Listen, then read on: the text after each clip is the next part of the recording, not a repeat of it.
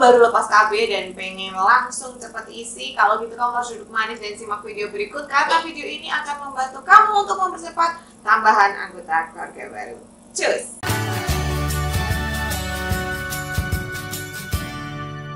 Halo, selamat datang di Kriwil Life, ngobrol kesehatan bareng aku Bidan Kriwil. Hari ini aku mau ngomongin soal program hamil setelah lepas KB. Nah, tapi sebelumnya jangan lupa klik dulu tombol subscribe-nya dan nyalakan lonceng notifikasi supaya kamu nggak ketinggalan video terbaru dari aku.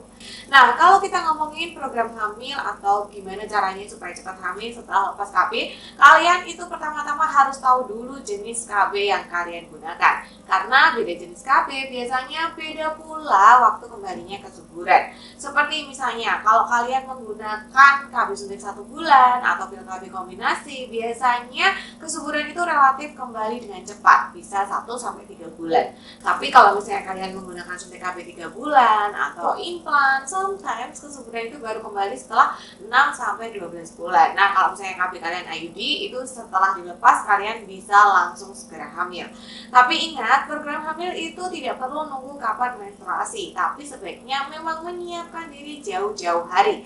Karena ovulasi itu bisa kembali kapan saja tanpa ada yang tahu. Karena itu setidaknya kalian harus siap dulu sebelum ovulasinya datang. Nah, kalau misalnya kalian udah tahu jenis alat kontrasepsi yang kalian pakai, otomatis kan kalian bisa nih ada bayangan kira-kira kapan sih mulai subur kembali. Nah, yang selanjutnya kalian bisa rajin cek masa subur. Cek masa subur sekarang sebenarnya sudah cukup mudah. Kalian bisa menggunakan alat tes kesuburan, atau kalian juga bisa memperhatikan lendir serviks yang keluar. Kalau misalnya dia kayak putih telur, nah kemungkinan itu kalian sedang dalam masa subur.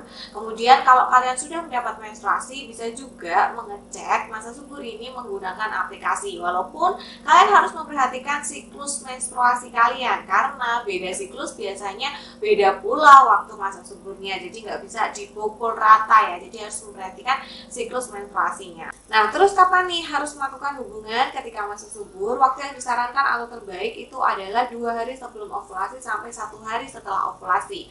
Dan disarankan berhubungannya itu selang sehari. Jadi misalnya hari ke-11 melakukan, hari ke-12 enggak, hari ke-13 melakukan, hari ke-14 enggak, hari ke-15 melakukan gitu ya. Jadi dikasih selang-seling. Nah, jangan lupa juga untuk cek kesehatan kalau misalnya kalian udah lepas KB. Jadi untuk melihat bagaimana kondisi rahim, bagaimana kondisi hormon, bagaimana kondisi fisik. Dan gak cuma kalian yang cek, tapi juga pasangan. Jadi harus ngecek sperma pasangan juga. Karena sebenarnya ketika program hamil, dua-duanya itu harus dalam kondisi yang siap. Jadi bukan wanitanya saja, tetapi prianya juga harus dalam kondisi siap. Jadi supaya adil juga dan fair. Kalau misalnya ada masalah tuh supaya ketahuan dan bisa teratasi lebih dini. Persiapkan juga kondisi fisik kalian. Jadi pastikan untuk rajin berolahraga, hindari begadang, hindari alkohol, hindari minum-minuman yang terlalu manis. Jadi harus benar-benar gaya hidupnya itu sehat, menjaga asupan nutrisi yang masuk dan melakukan aktivitas supaya metabolisme kita itu juga bagus. Kalian juga bisa mengkonsumsi sayuran, buah, protein, dan juga konsumsi suplemen seperti asam folat, vitamin D, dan juga omega 3. Itu bisa membantu untuk mempercepat kesuburan kalian itu kembali. Kemudian ketika kalian melakukan hubungan juga nggak usah perlu setiap hari bestie, karena ini bukan lomba lari maraton, tapi cukup 3-4 kali seminggu saja. Terutama tadi saat masa subur di selang-seling ya, hari ke-11, hari ke-12 enggak, ke-13 iya, ke-14 enggak, ke-15 iya. Jadi bukan juga setiap hari, tapi harus konsisten aja. Dan tetap sabar. Kemudian ketika misalnya setelah melakukan hubungan, jangan langsung buru-buru ke kamar mandi, tapi kalian bisa berbaring, menggunakan bantal untuk mengganjal pinggulnya, dan bisa berbaring selama 10-15 menit supaya ada waktu spermanya itu tidak mengalir keluar tapi justru mengalir ke dalam. Nah, jadi wajar sekali kalau misalnya setelah kalian KB itu kesuburan tidak langsung kembali, karena sebenarnya memang hormon tubuh itu perlu menyesuaikan, terutama kalau misalnya kalian menggunakan KB hormonal. Tapi kalau misalnya nih setelah 1 tahun program hamil lepas KB belum juga berhasil, atau terutama kalau misalnya kalian berusia di atas 35 tahun, saran aku sebaiknya konsultasi ke dokter supaya ketahuan ini penyebabnya apa nih, kok bisa nih udah setahun program belum berhasil juga.